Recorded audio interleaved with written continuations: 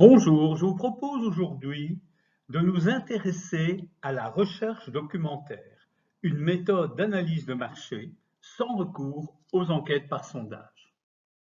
À l'agenda, nous verrons tout d'abord ce que c'est que la recherche documentaire, nous verrons comment organiser son cheminement, les sources d'intelligence marketing utiles pour prendre une décision, comment étudier les statistiques internes et externes.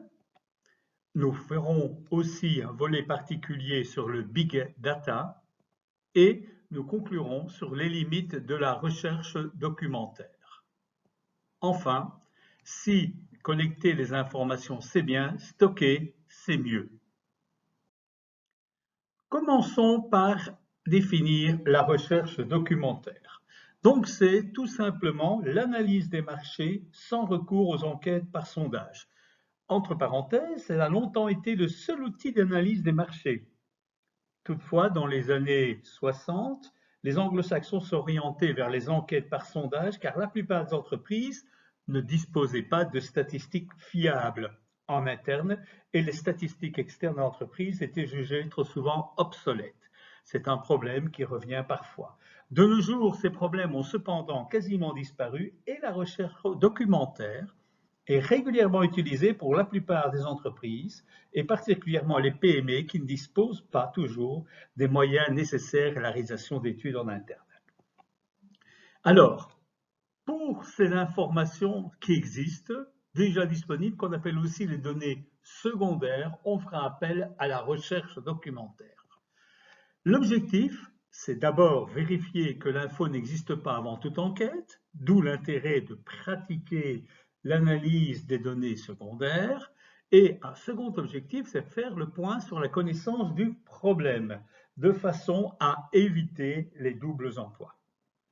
Évidemment, quand on n'a pas d'information disponible, ce qu'on appelle l'information originale, quand seule celle-ci est possible, il faut la créer, on appelle cela des données primaires, et on fera appel aux études par sondage notamment, mais aussi les études par observation, par expérimentation, par communication. Dans la pratique, on mélange généralement plusieurs méthodes, on les combine. En effet, on va commencer par faire de la recherche documentaire pour comprendre le problème et ensuite on s'adressera par exemple à un sondage pour préciser des besoins spécifiques. Il est possible aussi qu'on complète ce sondage par une recherche documentaire. Donc, retenons que ces méthodes peuvent être combinées. La recherche documentaire nécessite d'avoir un cheminement particulier. Généralement, l'analyse des données secondaires se réalise dans un ordre bien déterminé, établi en fonction de la rapidité d'obtention, de la périodicité et du coût des données désirées. L'entreprise analyse en premier les données disponibles en interne et, si les informations recherchées font défaut, s'oriente vers des données secondaires externes disponibles d'abord auprès des pouvoirs publics ou des associations professionnelles.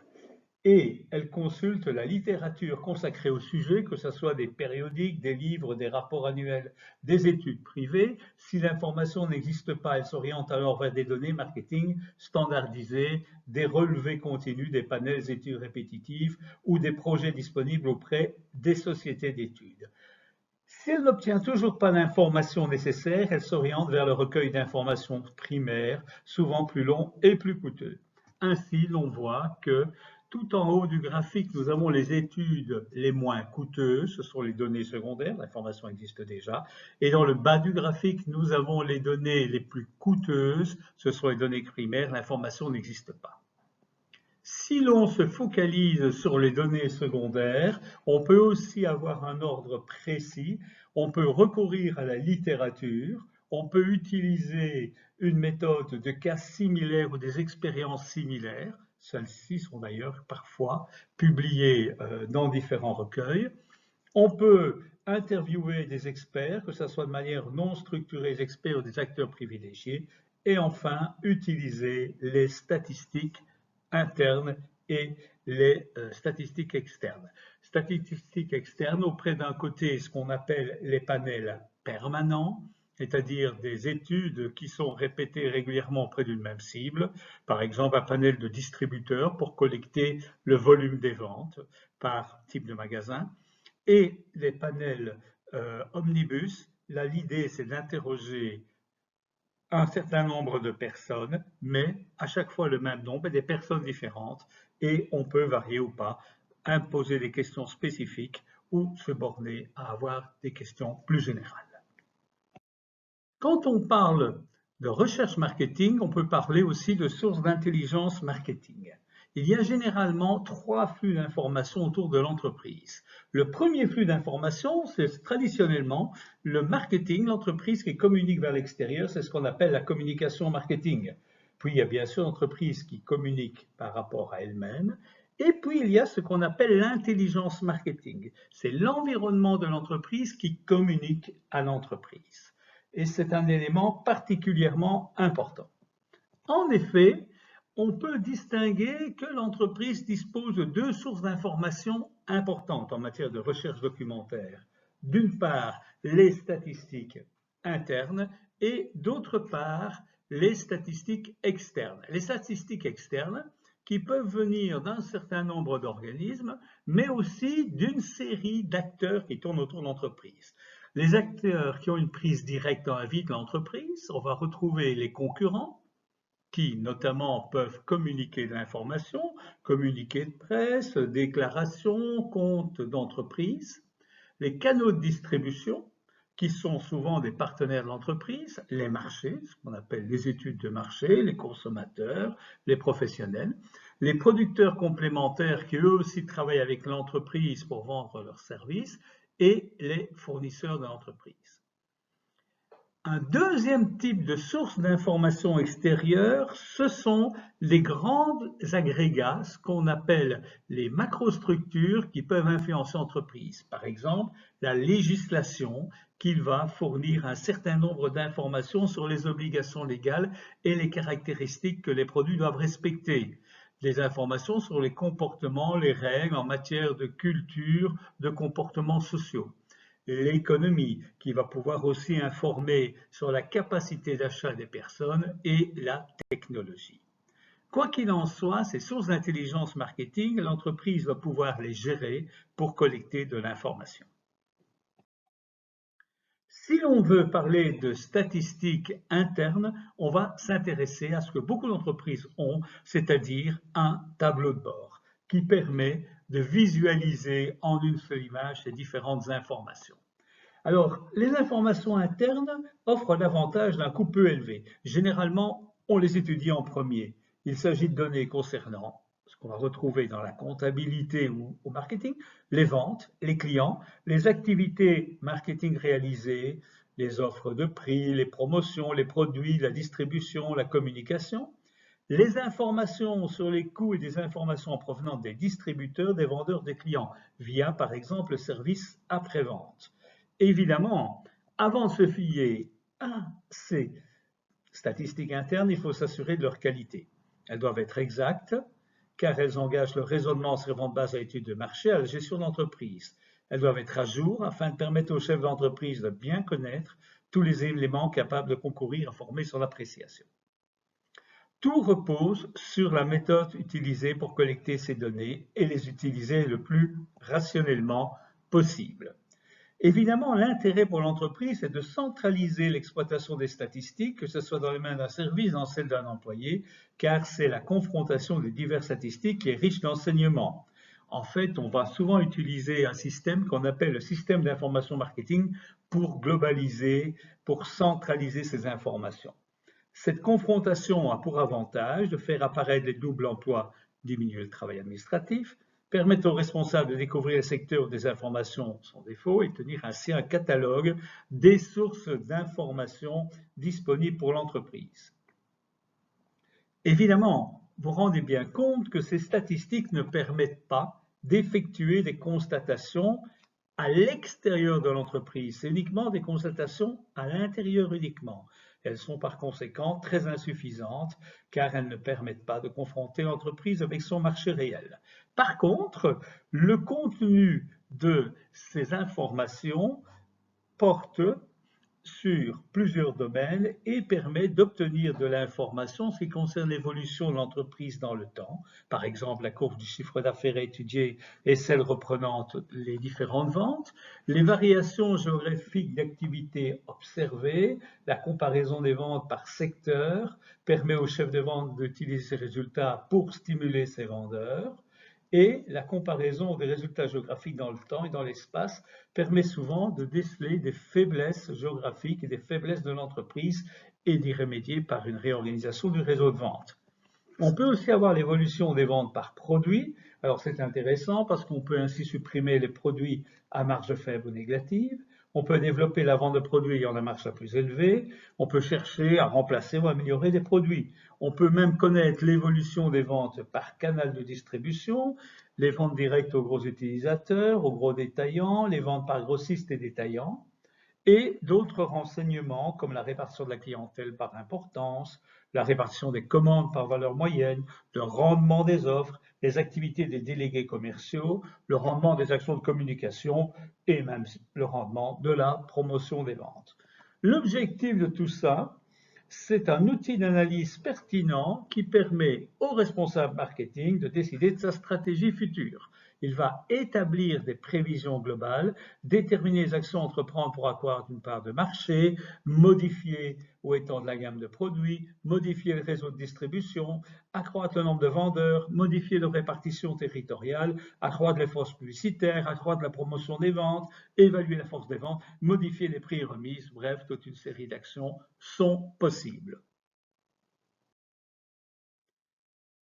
Si l'on s'intéresse à l'étude des statistiques externes, des sources externes, il y a une information qui est un plus par rapport aux statistiques internes, c'est le fait de pouvoir confronter les statistiques internes de l'entreprise avec les statistiques externes. En fait, les informations externes poursuivent deux objectifs. Permettre de rendre compte de l'évolution dans le temps et dans l'espace du marché ou de l'environnement de l'entreprise.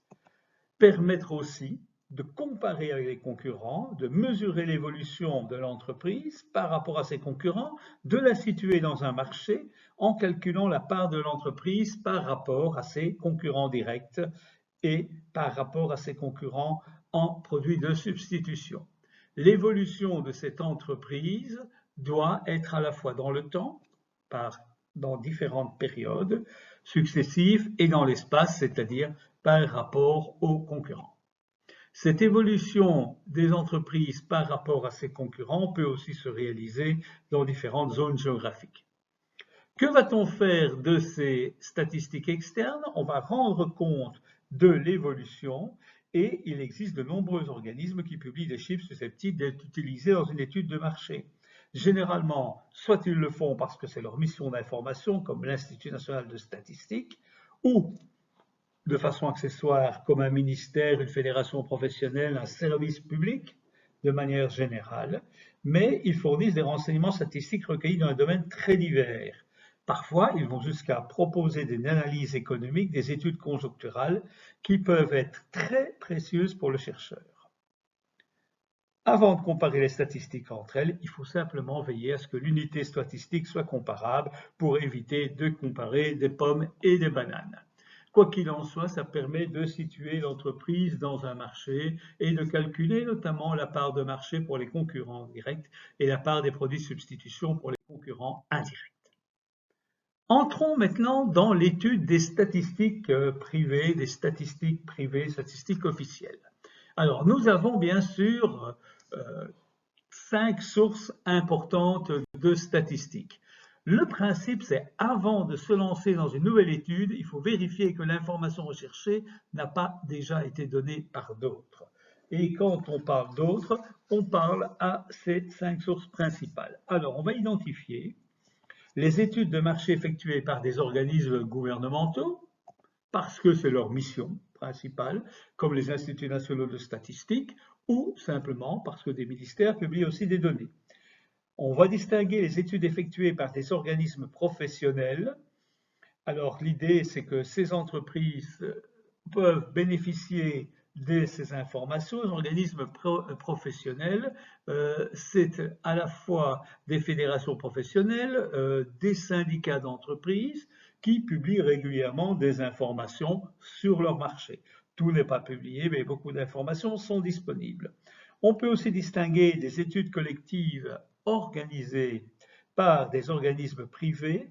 L'idée, c'est de rester en contact avec des bureaux d'études pour être mis au courant de l'apparition de études collectives réalisées à leur initiative. Alors, soit ce sont des panels dans lesquels l'entreprise peut s'abonner pour obtenir des informations, soit des études collectives qui sont lancées à des moments donnés spécifiques, par exemple sur les vacances, sur les dépenses de rentrée scolaire, etc., ou des études où vous pouvez vous-même apporter des questions à poser, ce qu'on appelle des enquêtes omnibus. Et puis, vous aurez les études de marché effectuées par des firmes particulières. En fait, en général, une étude de marché reste confidentielle et n'est pas communiquée. Mais il arrive que des entreprises acceptent d'en donner les résultats, notamment pour des raisons de relations publiques. Et c'est notamment le cas de certains supports de presse ou de certaines agences de publicité. Enfin, il existe les études de marché réalisées antérieurement par l'entreprise elle-même. Il est rare que l'entreprise n'ait pas encore fait d'études de marché, et donc l'examen critique des études de marché antérieures peut fournir des indications précieuses, bien qu'il soit souvent difficile d'en apprécier l'exactitude s'il n'y a pas l'indication des sources et des méthodes utilisées. Quoi qu'il en soit, retenons, avant de lancer une nouvelle étude, il faut vérifier que l'information recherchée n'a pas déjà été donnée par d'autres. Il n'est pas possible de parler de recherche documentaire sans parler du big data. Alors en fait, qu'est-ce que c'est le big data? Si on voulait donner une définition, c'est l'ensemble très volumineux de données, ce qu'on appelle les métadonnées, qu'aucun outil classique de gestion de base de données ou de gestion d'information ne peut vraiment traiter. Cet accroissement des données est produit par les entreprises, les particuliers, les scientifiques, les acteurs publics. Elle a été couplée au développement d'outils informatiques et elle offre de nouvelles perspectives. À titre d'information, 90% de l'ensemble des données aujourd'hui disponibles ont été créées ces 2 dernières années. Aujourd'hui, on ne parle plus de gigaoctets, on parle plutôt de téraoctets, de pétaoctets, d'hexaoctets et même de zétaoctets. Alors, les intérêts de ces big données, de ces métadonnées, c'est qu'elles permettent de répondre aux opportunités du marché en permettant au marketing d'adapter les ventes des produits et services en fonction de la demande des clients. Ça permet aussi de monitorer les efforts commerciaux entre les visites face à face et les autres formes de relations. C'est une approche tactique. Mais ça permet aussi de développer une démarche prospective pour distinguer d'une part les épiphénomènes des tendances futures et surtout d'identifier ces tendances futures majeures. C'est l'approche stratégique. En fait, pour le marketing, chaque action doit prouver son efficacité et sa rentabilité. Et pour évaluer leur retour sur investissement en actions marketing, il faut disposer d'outils de qualité. Il est plus difficile d'évaluer le rendement des activités liées à l'image que celles du marketing. En fait, certaines actions ont des rentabilités à court terme, comme les promotions, d'autres à plus long terme. Alors, que va-t-on trouver dans cet ensemble volumineux de données qui vient majoritairement du web? Toute une série d'informations très larges et très diversifiées. On va, sans surprise, trouver des informations sur les comportements sur Internet, la fréquence et la durée des visites, l'abandon des paniers, le clic sur des bannières, les données de retour suite à un email qui a ouvert, qui a fermé, qui a cliqué, les recours, les parcours aussi clients, notamment l'origine des inscrits à la newsletter, les acheteurs, les couponneurs, et bien sûr les réseaux sociaux, en particulier via des applications Facebook. Mais il y a aussi des informations qui sont utiles, qui viennent du monde réel, en provenance du programme de fidélité, des tickets de caisse, des coupons de réduction papier. D'où l'intérêt de globaliser ces données dans un système d'information marketing. À défaut, quel va être le problème? C'est qu'il ne sera pas possible de permettre aux données de se parler et donc de découvrir des informations importantes. Imaginons que vous utilisiez des études officielles, comme les études en Belgique de la Direction générale d'information économique et statistique, du SPF Économie, comme les études de l'INSEE, l'Institut national d'études statistiques et d'études économiques en France, ou Eurostat au niveau européen. Ces données n'ont de sens que si elles sont harmonisées, si les unités de mesure sont donc identiques et si elles peuvent être comparées aux informations que l'entreprise collecte. Dans le cas contraire, peu d'efficacité. Alors, que va-t-on faire avec le big data? Différentes choses sont possibles. Parmi les différentes choses que l'on peut faire, on peut faire du profilage, on peut aussi segmenter, ce qui est quand même relativement important quand on veut identifier l'un ou l'autre nouveau segment, et on peut aussi personnaliser des messages. Quoi qu'il en soit, le conseil que l'on peut donner quand on est face à des métadonnées, qui par définition sont en nombre important, c'est de les sélectionner drastiquement de manière à identifier celles qui sont réellement utiles et pas nécessairement n'importe quelle information. Exemple, vous avez un site internet, est-ce qu'il est vraiment intéressant de connaître le nombre de gens qui sont allés voir les conditions générales? Deuxième chose, c'est important de créer des agrégats avec des formules à comprendre, par exemple le nombre total par mois de visites, etc. Connecter les sources de données entre elles, c'est un élément unique. Le marketing doit avoir une vision unique. Mettez en place des référentiels, par exemple des catalogues de produits pour fiabiliser les données, dédupliquer et friements pour rattacher chaque information à la bonne personne, utiliser les outils de segmentation et de comptage, et mettez la data quality en tête de vos priorités. Il est important d'avoir des données qui ont du sens et qui permettent d'être analysées sans risque d'erreur. Bien sûr, toutes ces données qu'on va collecter, que ce soit de big data ou des statistiques internes et externes, sont importantes. Mais la recherche documentaire a aussi certaines limites. Avant de sélectionner une étude, il est important de déterminer certaines qui sont plus fiables que d'autres. Certains acteurs politiques, socio-économiques ont parfois intérêt à ne pas dévoiler l'ensemble de la recherche ou à publier de façon en fonction de leur stratégie suivie. C'est pourquoi il est utile d'évaluer à chaque fois les données recueillies. Je vous propose pour ça de répondre à 5 questions. En fonction de leurs réponses, vous pourrez ou pas retenir l'étude proposée. Alors, la première question, c'est les données disponibles rencontrent-elles les besoins de la recherche? Concrètement, le sujet de l'étude existant concerne-t-il la recherche à effectuer? La période concernée s'adapte-t-elle aux besoins? Le sujet est-il couvert suffisamment en détail? Au cas où le format de présentation des données de la recherche existante ne serait pas celui désiré, est-il possible de réaliser des changements? Seconde question, existe-t-il un biais dû à l'environnement de l'entreprise? Peut-on soupçonner dans les données l'existence de ce biais? Quel commanditaire, quelle organisation a conçu et conduit la recherche? Quelles sont ses qualifications, son expertise? Le commanditaire et l'organisateur de la recherche ont-ils un intérêt quelconque dans les résultats de la recherche? Et à quelle époque les données ont-elles été publiées? Troisième question, le plan de recherche était-il techniquement adéquat? On va souvent utiliser une méthodologie pour collecter les données primaires. La question est de savoir est-ce que celles-ci sont correctes ou pas. Je vous invite d'ailleurs à regarder les tutoriels consacrés à la recherche qualitative, recherche quantitative, le questionnaire, les études par observation et par expérimentation. Alors, la méthodologie est-elle correctement expliquée? La terminologie est-elle expliquée? S'agit-il d'une enquête par communication, expérimentation, observation? Le type de recherche est-il cohérent? L'instrument de mesure est-il conçu proprement? La population choisie est-elle bien identifiée et correctement définie, etc., etc. Quatrième question, la recherche a-t-elle été conduite correctement? Les questionnaires ont-ils été prétestés? Les interviews et d'autres méthodes de collecte de données ont-elles été convenablement supervisé? La sélection de l'échantillon était-il correctement contrôlée? Y a-t-il des biais qui ne sont pas dus à l'échantillonnage des données? Les données brutes sont-elles disponibles pour le contrôle, etc. Et enfin, les résultats sont-ils correctement rapportés? La présentation et description des données sont-elles claires? Les graphiques et les tableaux sont-ils précis? Les procédures statistiques sont-elles expliquées adéquatement? Le rapport semble-t-il exagérer les résultats? Et évidemment, la réponse à ces questions va conditionner le choix de cette information. La collecte des informations est bien sûr un élément essentiel à la stratégie marketing, mais il convient aussi de pouvoir les retrouver rapidement.